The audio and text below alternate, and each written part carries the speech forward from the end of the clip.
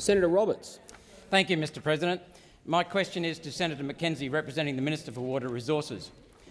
As a servant to the people of Queensland and Australia, I know that farmers are doing it tough, yet in recent weeks they have been watching but not accessing high water flows in the Murray rushing past their farms. Where is all that water going? It's on its way to South Australia to evaporate in a naturally marine estuary artificially made into a freshwater lake. Meanwhile, One Nation has long and vigorously advocated bringing waters into the Murray Darling Basin from areas of consistent, reliable, high rainfall outside the basin to drought-proof the basin and ensure water security for Melbourne and Adelaide.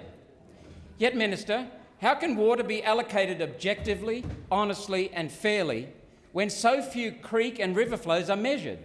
Without accurate data on water flows, how do we know the allocations are fair and honest?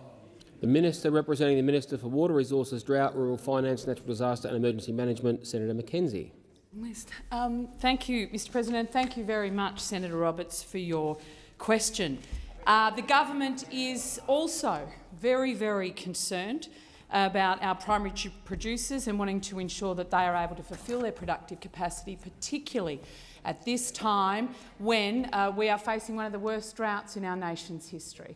And I know, having travelled through the basin communities of New South Wales, Queensland, Victoria and South Australia, that it is very tough for those farmers who are facing unprecedented dry conditions to watch environmental flows destined for other states and other places flow past their communities.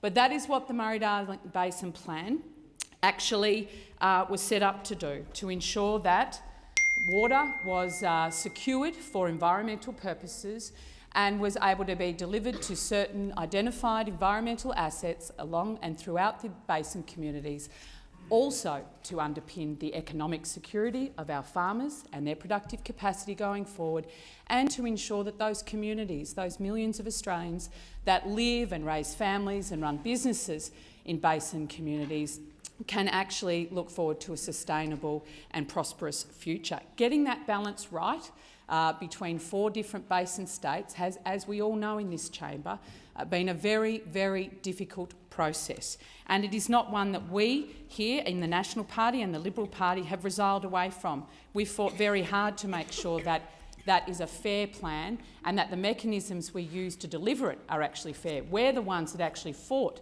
to make sure a socio-economic detriment test was part of ongoing measurement of the success of the plan. And that means making sure our farmers and their communities are going to still be able to raise a family and a successful business in these communities going forward when we're looking at taking out— Order. Senator McKenzie. Senator Roberts, a supplementary question. So, in my experience, Mr President, I've never seen a plan that works fairly or honestly without accurate data. Why are New South Wales farmers, then, Senator McKenzie, paying $60,000 in water licences every year and not getting water allocation while precious water is released to become man-made floods and to evaporate in South Australia for no environmental benefit and much human and community suffering? Senator McKenzie. Thank you very much, Mr President. Well, I also, as one of the few people in this place with a science degree, do like to base my policy decisions based on science and data. It is very difficult to make key decisions on policy without that accessing stringent data. And that's why our government has initiated a range of measures to strengthen compliance and enforcement, including $35 million to expand metering and satellite remote sensing technology in the Northern Basin, $25 million to encourage the installation of meters by irrigators in the Northern Basin as part of a comprehensive package of measures regarding the fish death reports, and $5 million for cameras to capture live stream river flows to provide transparency to the public. We're taking very seriously our role. It is also up to state governments, New South Wales, Victoria and South Australia, to also support their farmers to measure the flows accurately. Senator Roberts, final supplementary question. Thank you, Mr President. So it looks like we will get measurements sometime which may give us some fairness in the future. But, through you, Mr President, Senator McKenzie, if your rosy picture is so accurate, why are 500 desperate farmers suing the Murray-Darling Basin Authority for $750 million in compensation for alleged water mismanagement, which has left them with zero water allocation, while South Australian farmers are getting 97 to 100% of their full allocation? Senator McKenzie.